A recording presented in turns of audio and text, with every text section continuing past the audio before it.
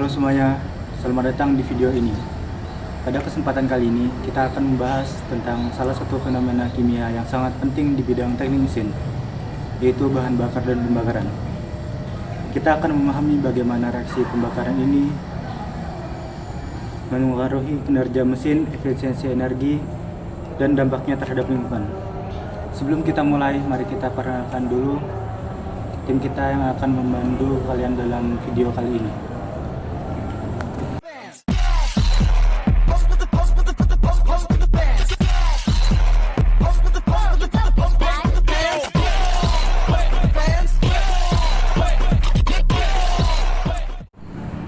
Pertama-tama mari kita pahami dulu apa itu bahan bakar dan pembakaran.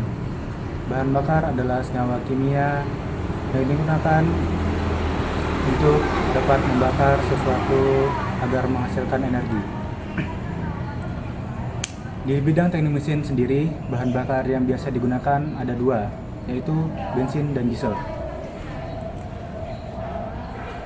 Bensin dan diesel merupakan hidrokarbon sehingga dapat dibakar dengan mudah. Pembakaran adalah reaksi kimia antara bahan bakar dengan oksigen di udara, menghasilkan panas dan gas seperti karbon dioksida atau CO2 dan uap air atau H2O. Reaksi pembakaran idealnya seperti hidrokarbon ditambah oksigen menjadi karbon dioksida, uap air, dan energi. Namun, pembakaran di mesin seringkali tidak sempurna. Hal ini dikarenakan karena hasil dari polutan seperti karbon monoksida dan partikel jelaga yang masih ada. Proses pembakaran dalam mesin.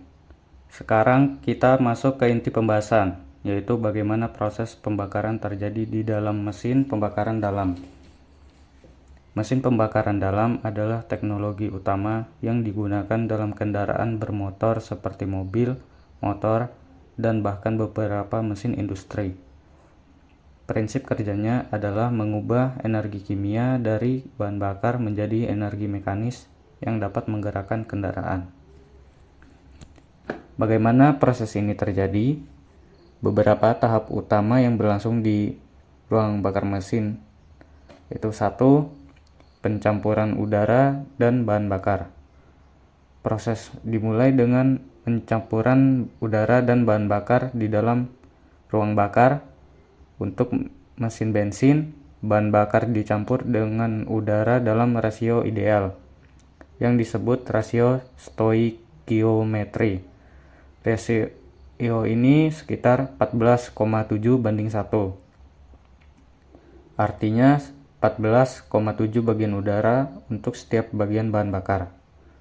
Pada mesin diesel, bahan bakar disuntikan langsung ke ruang bakar dan udara dimampatkan terlebih dahulu untuk mencapai suhu tinggi sebelum pencampuran terjadi. Yang kedua, penyalaan campuran. Setelah campuran bahan bakar dan udara siap, langkah berikutnya adalah penyalaan. Untuk mesin bensin, penyalaan dilakukan oleh busi yang menghasilkan percikan api. Sedangkan pada mesin diesel, penyalaan terjadi secara otomatis karena suhu tinggi akibat kompresi udara. Tahap ini sangat kritis karena mempengaruhi efisiensi pembakaran dan kinerja mesin. Jika penyalaan terjadi terlalu cepat atau terlalu lambat, dapat menyebabkan masalah seperti knocking yang merusak komponen mesin. Yang ketiga, proses pembakaran dan ekspansi gas. Setelah campuran terbakar, gas panas yang dihasilkan akan mengembang dengan cepat. Ekspansi ini menciptakan tekanan tinggi yang mendorong piston ke bawah. Gerakan piston ini diteruskan ke poros engkol, yang akhirnya mengubah energi kimia menjadi energi mekanis. Tahap ini adalah inti dari proses pembakaran karena menghasilkan tenaga yang dibutuhkan untuk menggerakkan kendaraan. Mengapa pembakaran ini tidak selalu sempurna?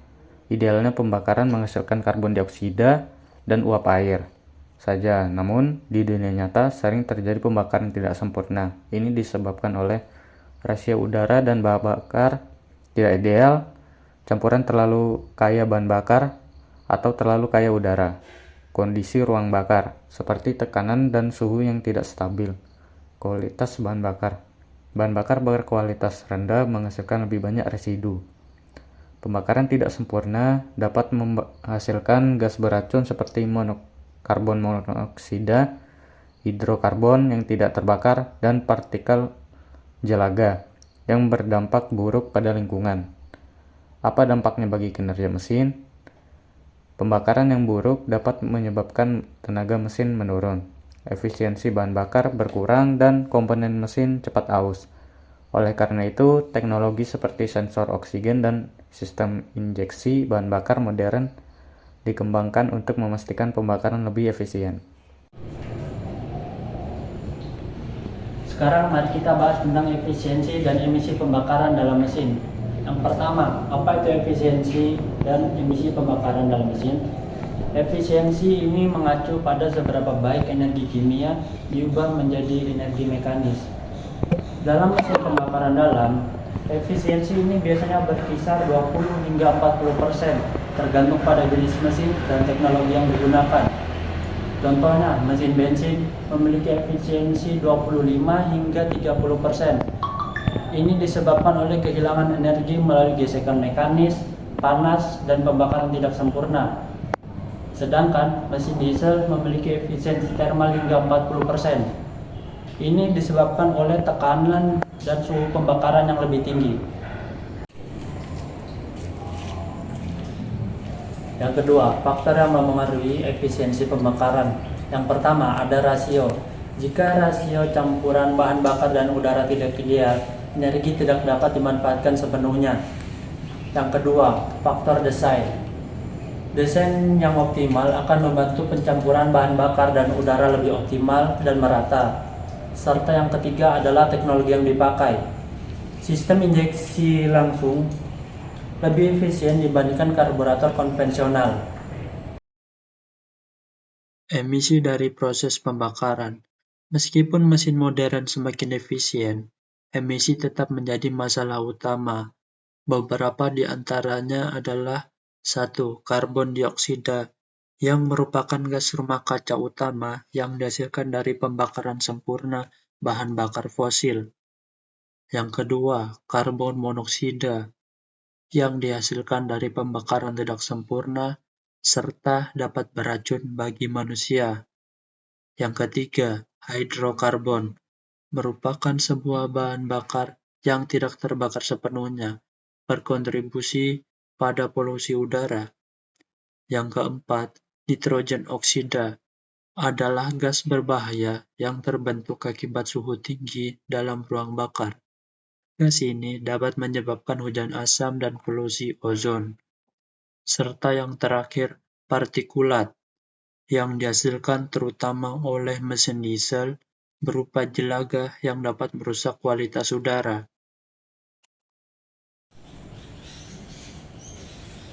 Yang terakhir, bagaimana caranya mengurangi emisi ini?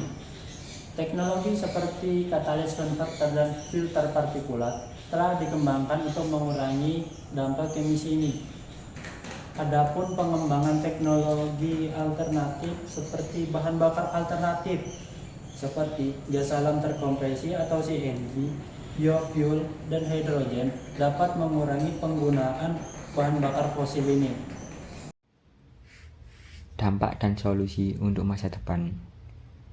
Mari kita bahas dampak pembakaran bahan bakar fosil dan solusi untuk masa depan. 1. Yaitu dampak pada lingkungan. Proses pembakaran bahan bakar fosil memiliki dampak besar pada lingkungan, termasuk yang pertama adalah pemanasan global. Karbon dioksida yang dihasilkan dari pembakaran adalah gas rumah kaca utama.